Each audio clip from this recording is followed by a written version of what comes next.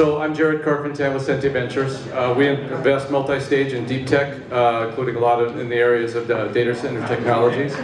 And I'd like to introduce my panel. You can introduce yourselves and a little bit about what your company does, starting with David.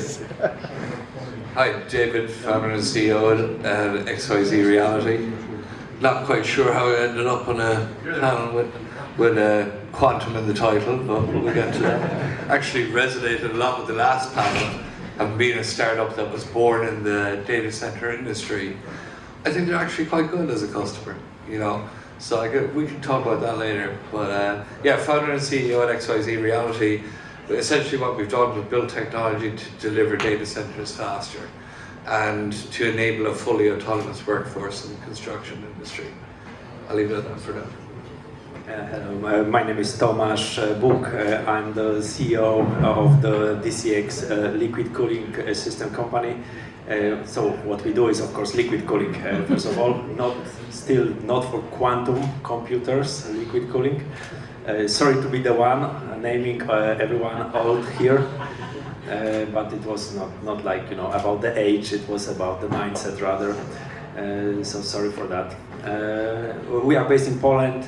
We do like a one-stop shop for all the plumbing you need into the data center. So we are IT plumbers. There is not so many IT plumbers in the market, as you know, but we can deliver everything for cooling data centers and also crypto mining farms.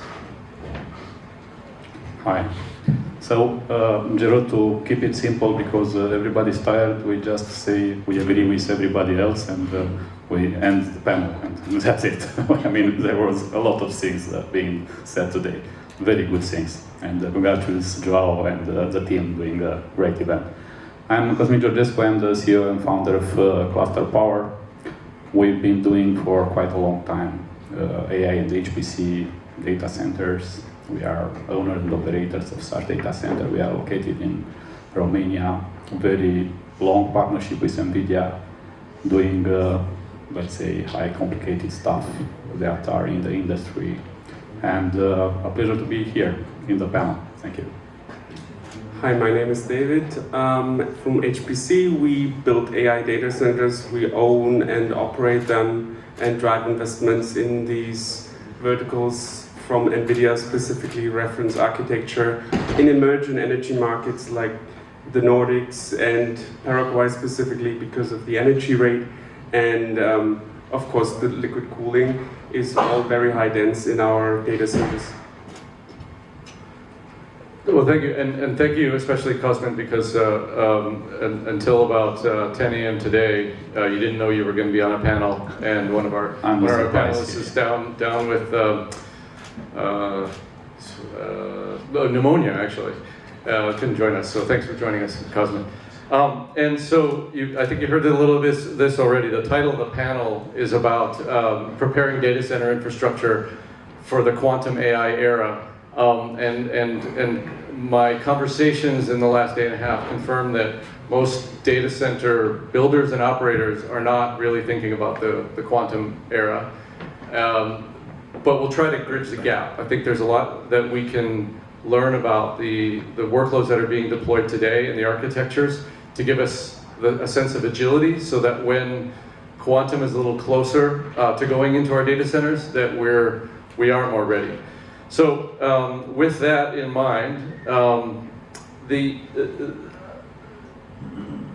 first there's a major tension between the need for speed, and I mentioned agility, and dealing with all the other issues that we have, whether it's supply chain issues, permitting, labor shortages, and still containing costs.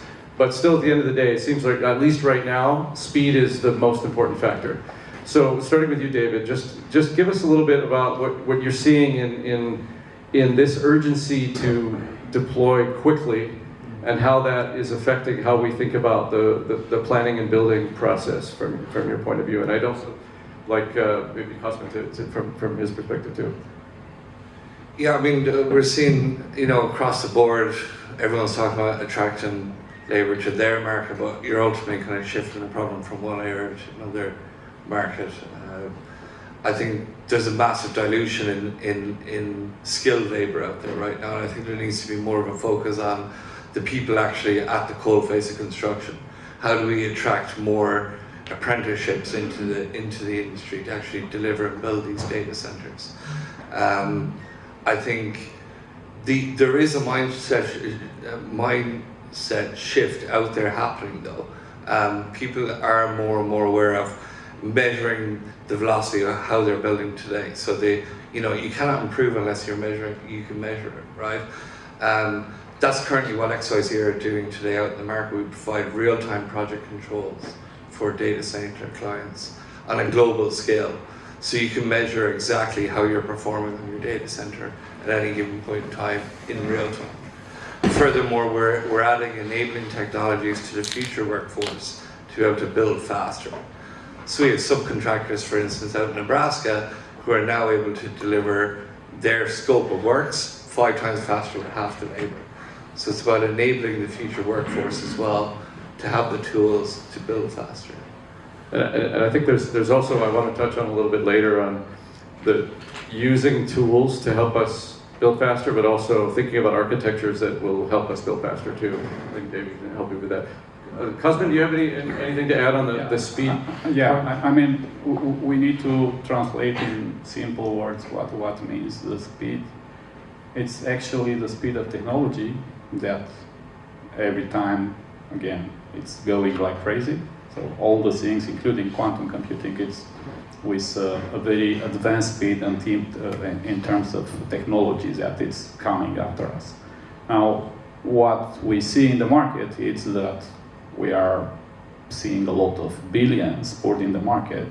Why so? Because we need to prepare to such technology. And when it's coming to preparing for that technology, it means that you are actually doing new type of data centers. So obviously we've seen today in the panels different data centers, owners and operators. And all these to the point of your question, what is coming with the technology, what is coming with the speed of technology. You need to be prepared for that.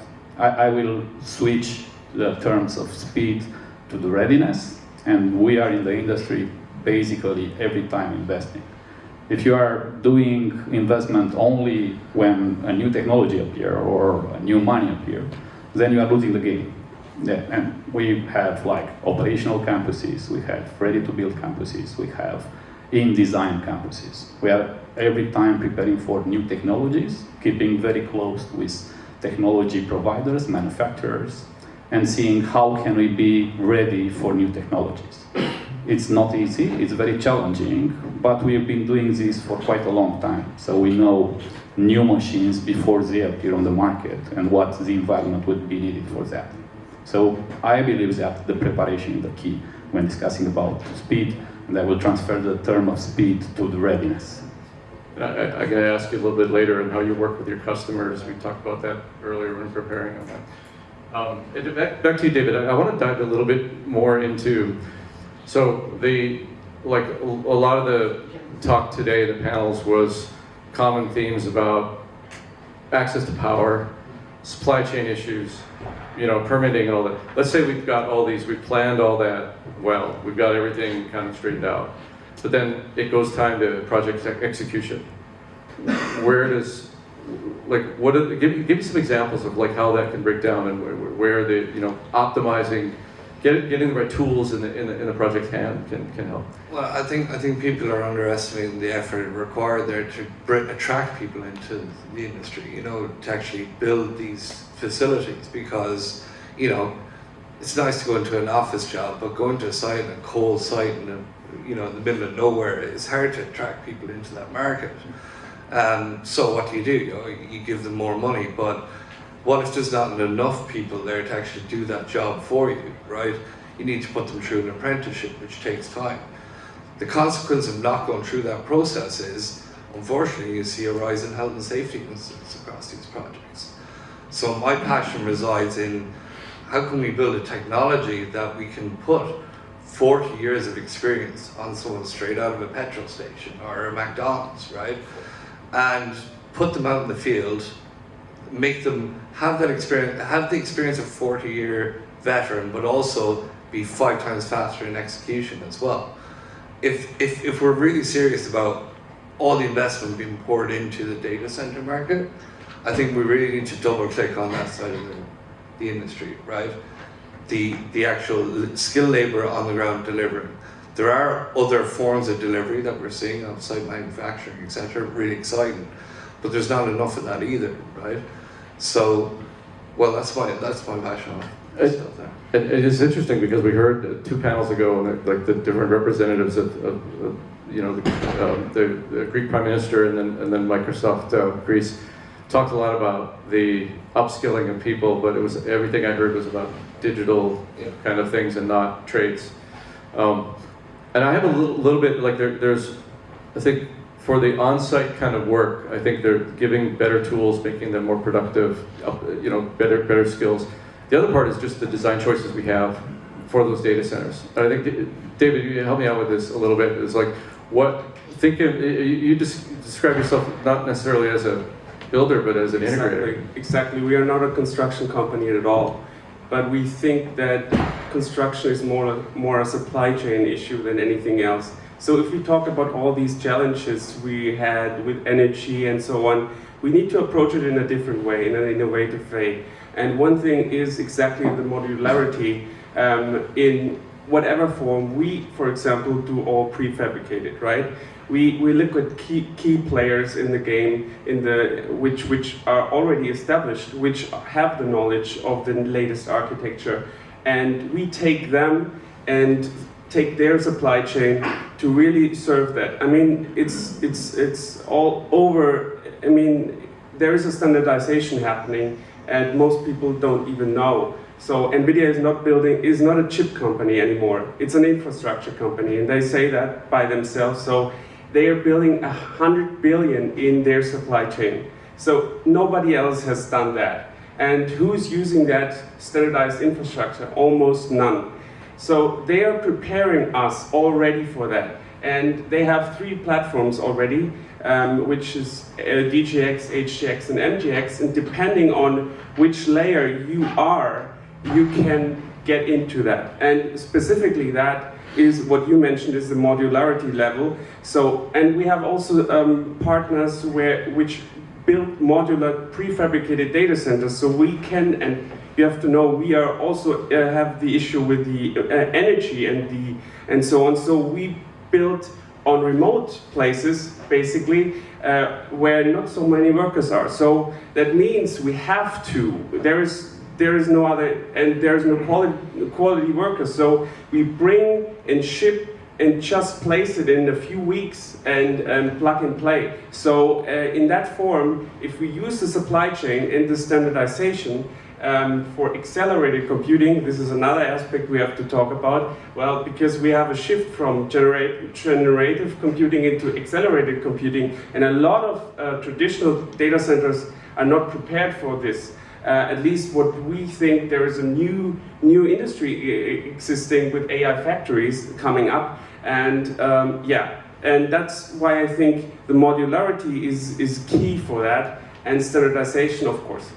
So, and I guess people that are generally in the construction real estate business outside data centers, you see that going, like when you can do prefab, that it turns something from a construction problem into a manufacturing problem. And that gives you a lot of productivity possibilities, and you can kind of move you have your labor force kind of centralized to the building instead of doing it on site. Anyone else to add to the kind of the speed and modularity thing before I move to the next topic? Maybe I can add something. What David said, like it's hard to send people to some, let's say, north of the northern hemisphere, where it's cold and no one wants to go work. Maybe let's bring data center to us closer, but instead of building 1 gigawatt parks, let's build 1,000 1 megawatt parks, like in containers or the modular data centers. Put them close to the universities and reuse the heat to heat up the university or swimming pool, or like the hotel that we are. Probably the consumption of heat energy is like 0.5 mega or 1 mega including the swimming pools, saunas, and so on. So we do such kind of projects, but it's just a matter of, again, switching the approach to the subject and changing the mind, how to populate the data centers, not in the middle of nowhere, as you said, but more like what David said, bring smaller chunks closer to your customers, where the workforce is there, and shorten the supply chain, because you can send a fully operative data center in a container within weeks, in fact. And then those containers can be built like modular, small 1 or 2 megawatt data centers in a container. Turnkey solution. That's probably how to address the speed and the labor and the cost and supply chain issues.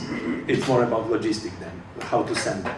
One thing I want to add is, of course, the size is very, very, very crucial in terms of designing your use case, because small sizes is good on one side, distribution is good on one side, but what we have learned is, and what we will see over the next years, is that the training model size will increase really huge. Because you have to know what DeepSeek is, there's a misunderstanding. They found a distilled methodology, but that means there will be very, very large language model, and on top of that, they will be distilled down. But ultimately, they are still so large that you definitely need a lot of compute. So that's really a challenge, because what also has to be, basically, the whole unit, however, whatever size it is basically acting as one giant GPU or brain or whatever you want to call it. So that means it's not possible, or it's really a challenge to distribute it. However, if you know the size of what your project is, then you can distribute in that way you say, and that's definitely a very important factor. And this is where we may get fairly technical and want a little balance here, but I think it's good to get technical, because I think it's good for people that aren't like kind of really working with these newest architectures to know what it really practical means in the physical layout of data centers. So first off, maybe we'll touch on cooling first, right? What it means for hundreds of kilowatts per rack, what that means for cooling, and I think we talked a lot about liquid cooling, but I don't know if we answered the question why or how this came about to go to liquid cooling that we had in the mainframe days. So could you kind of break it down and why do we have liquid cooling, and why did the densities make it necessary and mandatory for liquid cooling? I believe you addressed the question to me about liquid cooling. Yes, indeed, like the air cooling era for the new generation of servers is, let's say, just end. So with the load approximately of 10 kilowatt per rack, you need to populate really hundreds of those racks if we speak about some clusters or 1 or 2 or 5 or 10 megawatt data centers. Now, in a container, we can put a data center that is 2 megawatt. As David said, like cheap electricity brings everyone to Paraguay. We just developed a 30 megawatt data center there. It's 100% liquid cooled. It was delivered within like 8 weeks. All the machines are run by liquid cooling, and it's like 220 kilowatt per rack. 220, okay, not 20. It's like 10 times, more than 10 times more than a typical air-cooled data center can handle. So that's why we need liquid cooling, because there is the limitation of technology. That's a simple answer. And implementation is just easy, right? Because I see liquid cooling as there's a new network going into your data center, right? It's the CDU and then the manifolds and everything. And I don't know that normal data center operators now are ready with the people that are managing those data centers or building them to work with that. Yes, indeed. There's again kind of change of the mindset how to prepare the data center building, and how to use the modern topology of the data center. So it not necessarily looks like the data center before the AI era, even if it was liquid cooled, because the liquid cooling technology is not just as new as we speak. It's many years on the market, but the workload that liquid cooling is going to be used on what is the power per server requires new topology of the data center, so new layout of the CDUs, of water treatment stations, of pipes, tubes, and everything that is connected with hydraulics into the data center. And this is also the solution for shortening the delivery. Like instead of building hundreds of small CDUs, like in-rack CDUs, we just populate one large FDU. So as we name it, so it's facility CDU. So it's serving like 5 megawatt installation. Right now we are building 9.4 megawatt CDUs for, let's say, one of the largest enterprises in the world. I cannot name it. Sorry, but it's everything. It's about, again, thinking out of the box and address your customer needs. So it was the need, and we address it with totally new solution. That's what startups do, by the way. So there's an example of density and what that means to the just changing the architecture, physical architecture of data centers. The other part is connectivity, and I don't know which of you two want to start with this first, but the implication of these larger models means many-to-many connectivity GPUs that are all networked together. Like physically, I don't know what a lot of people know what that really means in terms of like cables and connection points. Help us out, the people that are in the data center business. Okay. Well, yes. What I mentioned earlier is that we have basically one giant brain. Well, that means all GPUs in the rack, in the whole data center, is connected to each other. That means there is a direct connection. Direct connection. That means the connection is exponential. If you add more, it's it's exponential, and that means it's completely different from a connectivity point of view to traditional data centers. So traditional data centers, you have 1, 2, 4 connections, whatever, but now you connect everything to everything, and that is huge, right? So and you want to add something? Yeah, I mean, it's all about size, and size matters in these new loads. And basically, you may have different types of use cases. And of course, modularity, as to my colleague's presentation, it's very good on deploying fast. Then again, you need to look on the type of the customer you are looking for AI applications, like big platforms like ChatGPT alike, would require actually big clusters. So, for instance, the first version of ChatGPT used about 20,000 GPUs. Yeah. So obviously you need a large amount of capacity of the data center to satisfy those loads. And when you are speaking about clusters, you are speaking about a giant supercomputer. They are working in the same time, on the same level, on the same load, like being one. Now every type of data center is shifting to this new type, or it should shift to this new type of data center that it's called, to my previous colleagues, an AI factory. So being prepared to service such loads means, again, to the point I made earlier, the readiness of the data center to host tens or hundreds of megawatts. Because again, when you are speaking about 20,000 GPUs, just to transfer this in numbers, we are talking about 30 megawatts of IT load. Yeah, so 30 megawatts of IT load. If you are looking now a site with availability of 30 megawatts, you cannot find it. So to be prepared for such loads, and again, we are talking about the initial version of ChatGPT, and the new versions are requiring a lot. When we are discussing about platforms, we are seeing platforms that are having 100,000 GPUs, or again, huge amount of GPUs prepared to actually service these loads. Now, everybody's talking about DeepSeek, and everybody's saying that this is something new. It is not new.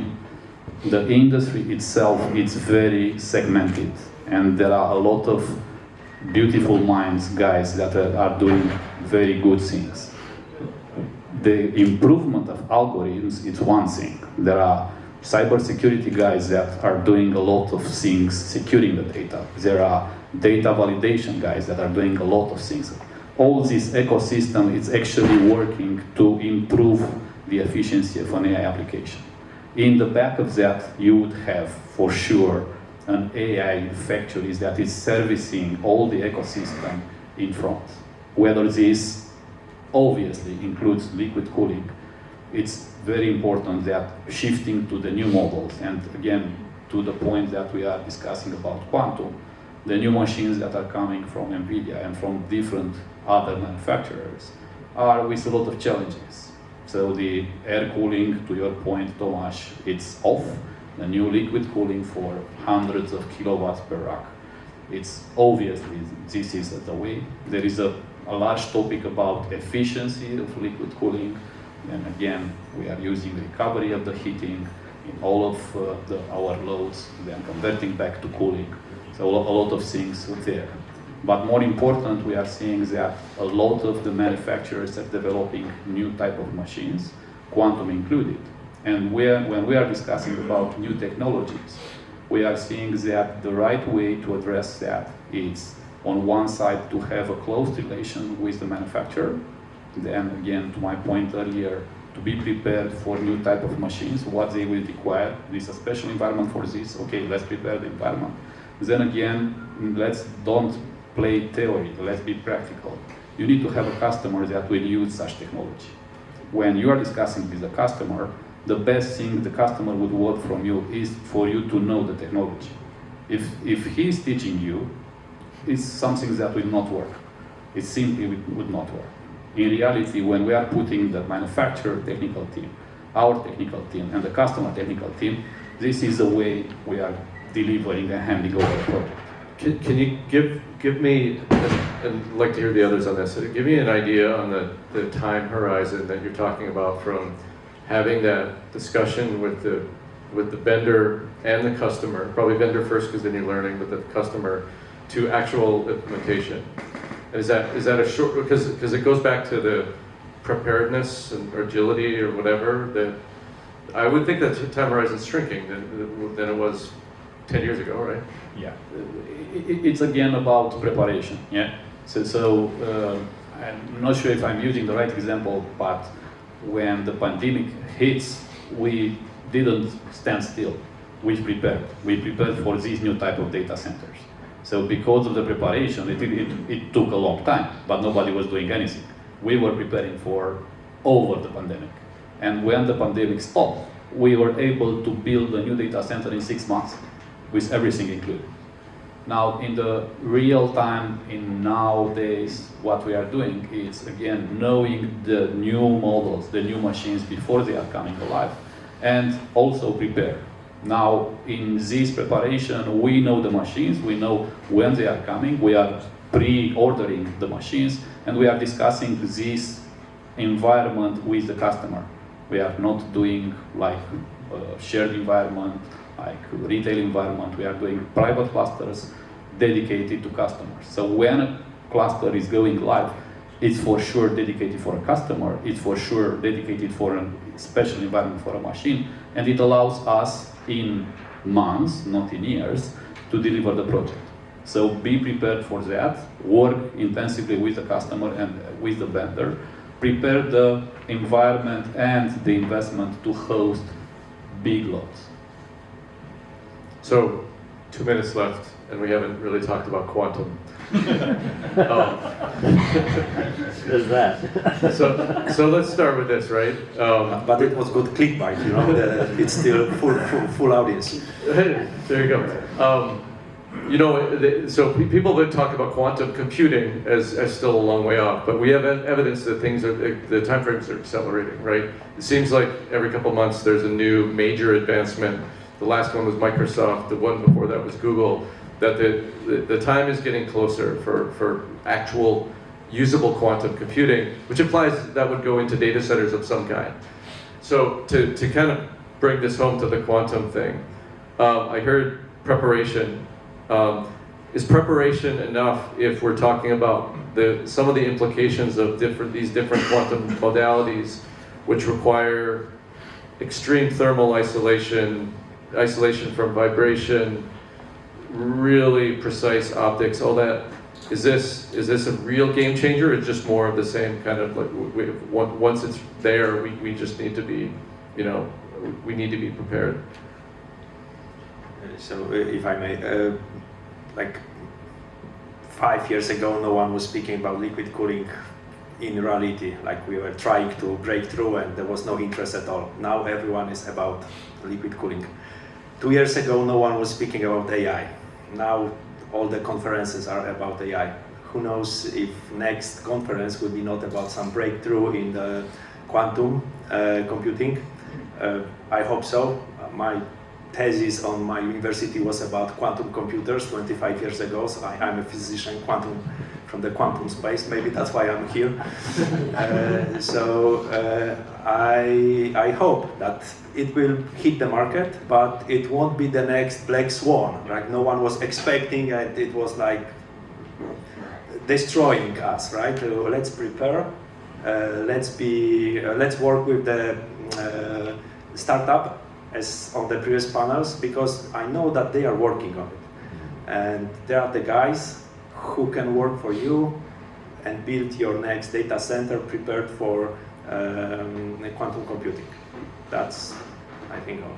I think the agility we learn down the road from the accelerated computing age is so much. So we are more doing it from a process perspective, learning and preparing for such new accelerated computing, whatever comes down from the technology aspect, rather than the technology aspect itself. Because it's really hard to really capture and know exactly what's coming. So we prepare for the uncertainty, basically.